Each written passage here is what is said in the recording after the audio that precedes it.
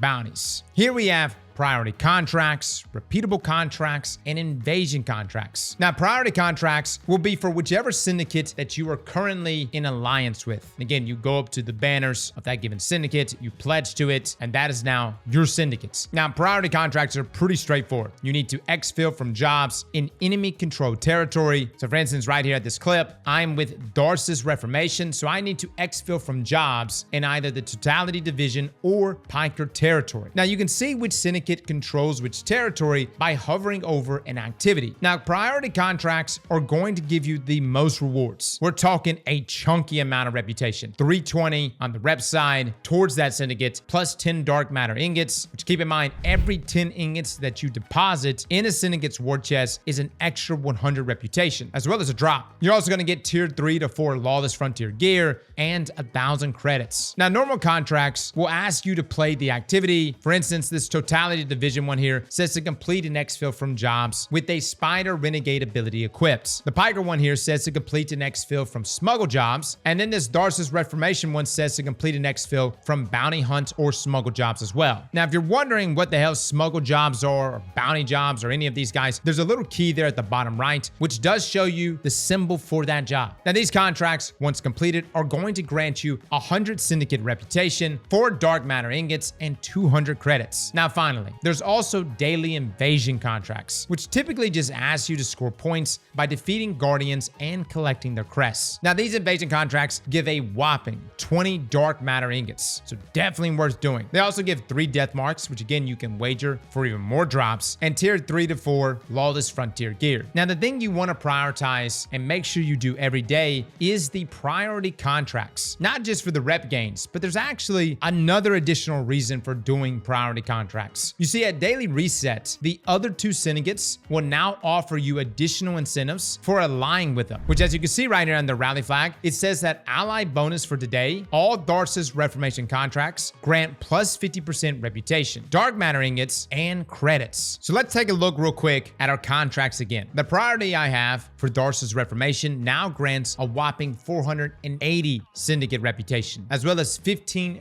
dark matter ingots, 1,500 credits, and still the same tier 3 to 4 Lawless Frontier gear. And then the normal contracts also get an increase granting 240 reputation, 6 dark matter ingots, and 300 credits. Now, once you completed a priority contract, keep in mind you can't change your allegiance until the following day, at least on the same character, which takes us to the optimal path of ranking up your reputation. Step 1, do your priority contract for the Syndicate you're trying to get max rank 4. And if you want, you can do it on all 3 characters because yes, priority contracts are character based. They are not account wide, which is fantastic. That means you can pretty much supercharge reputation for a single Syndicate. Now, if you're trying to get to rank 5, after you do those priority contracts, keep doing your normal contracts. Those seem to be pretty much infinite. Do the ones targeting the Syndicate you're trying to get max rank for, but at the same time, just do all of them, guys. Many chances they overlap. All right, step 2, turn in your dark matter ingots for the Syndicate that you're trying to get max rank for. Literally just turn all of them in. Every 10 you turn in, you get 100 rep. Then step 3, after you've pretty much done all the grinding that you could possibly do amongst all 3 of your characters, wait until reset. If at reset you are not at max rank for that given Syndicate, you could just continue to do priority contracts again on each of your characters if you want until you reach that rank 5. Again, rank 5, guys, we're really trying to prioritize that so that we can get that upgrade with Spider to then get tier 5s. However, if you have reached rank 5, please, for the love of God, don't just sit there and keep doing the same priority contracts and normal contracts while being pledged to the same Syndicates. Fellas, you want to go and ally yourself with another Syndicate, and that will swap your priority contract. But when it does so, it will give you that whopping 50% increased reputation gains for that Syndicate and everything that's tied to it. So what I'm really trying to say is, guys, is that first rank 5 will be your hardest grind, and then after that, it snowballs, and it snowballs fast. So for instance, if you did Totality Division first, get that to rank 5, then ally yourself with, say, Darcis, get the 50% buff, you'll crank up rank 5 very fast because you're getting tons of rep gains and tons of dark matter ingots. And then the next day at reset, you then want to ally yourself to the Piker gang for the 50% buff over there. And you essentially just keep doing that loop over and over, because even after you do the rank ups, in theory, you should be able to technically go back to even previous max ranked Syndicates and keep rolling into that 50% buff if that ally bonus is available. And it should be, as long as you're doing the priority contract the day before. No lie, guys, I'm literally looking at this guide and I cannot believe how long this is, but here we are. Now, I did want to circle back to a quest called The Territory War Begins. I've had some people saying that they've been confused with this quest or they were having issues with it. And yes, I ran into a few problems as well. Now, this is a quest you get post-campaign, and it's essentially the quest that that walks you through the activity of Lawless Frontier and gives you further access to the Syndicates. Now, for the most part, the quest is pretty straightforward, but the bit that got a lot of people hung up is that step 11 that I just wanted to touch on real quick. This quest step asks you to, quote, work your way up your Syndicate's ranks by completing a priority contract for your Syndicates. You may optionally complete an invasion on the Lawless Frontier to disrupt rival Syndicates. Wager additional death marks to increase rewards from successful invasions. Check the map guide on the Renegades map to review your active contracts. Now, the reason why some people get stuck on this is that the priority contract must be done in the contested territory. So just keep that in mind, guys. If you're on step 11 here of this quest and you're having issues, you have to do the contested territory one. Also, I want to bring up, guys, if you're having any confusion at all with the destinations, which one of the activities to do, if you're looking in the contested territories, the red ones is the ones you want to do. Those indicate the opposing Syndicates, which you need to do to complete your priority contracts. And then for the rest of the activities, those blue ones really indicate your normal contracts. So if you're having any issues at all, guys, just look to those marks. Those are the ones you want to target. Now, this takes us to the final section of this guide, secrets. Ah, yes, we've got a few secrets. And I'm almost certain more is going to come to light in the coming days or even weeks. But for right now, there are some things that we have found and we've compiled together. First up, we have our different types of lootables within our activities. There are also hidden ghost shells, audio tapes that we can find that are tied to some of our Renegade triumphs. Planetary materials can also be found while in activities. These essentially just provide you with credits. Again, not really secrets, especially if you have a detector mod on your ghosts. Now, some other secrets that we've come across are things like hidden chests and objectives, access code barrier rooms that we can unlock via our Syndicate reputation track, and key card rooms. Now, the hidden chests scattered around can provide you with some loot like lockboxes, revive tokens, or even dark matter ingots and exotic keys. These chests you definitely want to be interacting with, as they'll boost the amount of rewards that you'll get from a successful extract run. They can be out in the open or even more hidden in things like vents or caves, so keep an eye out for these. Up next, we have some hidden objectives that we've come across. Now, these actually aren't as hidden as some of the other secrets. You can see here that if you look into the sky, you can see a beam of colored light. If you play things like Call of Duty Zombies, it's basically the mystery box beam. Now, if you head over to that location, you'll find some sort of objective to do, and these are different from these side objectives that actually pop up on your HUD with the task to complete. These will appear, and it's up to you to decide if you want to do them or not. Some examples we've come across were these glimmer extraction boxes that you had to capture to complete, or this other objective that looks like a door with panels on the left and right side, and destroying them provides you with a loot chest along with a Renegade Ability chest. Now, we touched on these a bit in our Syndicate section, but once you level up to rank 2, you'll be able to access the shielded room that's tied to that Syndicate. The great part about that is that there are actually multiple shielded areas that you'll get access to, and each of these areas will have a chest within them, which provides you with great rewards like more lockboxes, key cards, and credits. Now, these doors can only be opened on the map that is currently controlled by the faction that you've leveled up enough to get access to, so just keep that in mind. For example, if I have the Totality Division access code, I would then need to run an activity that is under Totality Division control to have the correct shielded doors available to interact with. The good thing is that you don't need to be allied to the Syndicate to open that door. You just need to be rank 2 for the access code. Now, another somewhat hidden thing that you can do while in the Lawless Frontier activity is to use key cards that you've acquired from chests. These are exotic consumables that are tied to each of the activity maps. So make sure you check which one you have so that you know you're loading into the right activity. Now, these can be easily viewed in your wallet screen, and they are one-time use only. Now, like I mentioned earlier, guys, the easiest way to find out where you need to go to use the key is to simply equip a level 3 recon shank. Now, it gives the ability to reveal key card doors, but the weird thing is that it doesn't actually reveal the door itself, but it reveals the chest within. So you just want to head in the general location of where you see a bunch of chests that are clumped together, and you'll find that they are behind a door that you have to use the key for. Now, once you find the location, you turn in your key to the door, and you'll get access to all these chests inside. And sometimes there'll be an ad inside of there that's like a mini boss you'll have to defeat, so be ready to fight. What I will say is that for these chests, it seems like it was always a guaranteed drop chance for the new exotic. What I'm really curious about is whether or not these keys are going to have a higher chance of giving us a double origin trait tier 5. To me, that would make it way worth it. But again, we'll have to do some testing on that. So guys, that is your complete Renegades guide. Sorry fellas, we tried to keep this one short. It was a lot to discuss. Good luck on the grind. If you're just interested in knowing what each of the weapons are and their different roles, we do have videos on those. I really like these heat weapons though. They're very unique, and I need to figure out exactly how to lock down more double origin trait drops to get that God roll. Well, fellas and ladies, thank you all for coming and watching, and as always, Slap that like button like your mama told you right.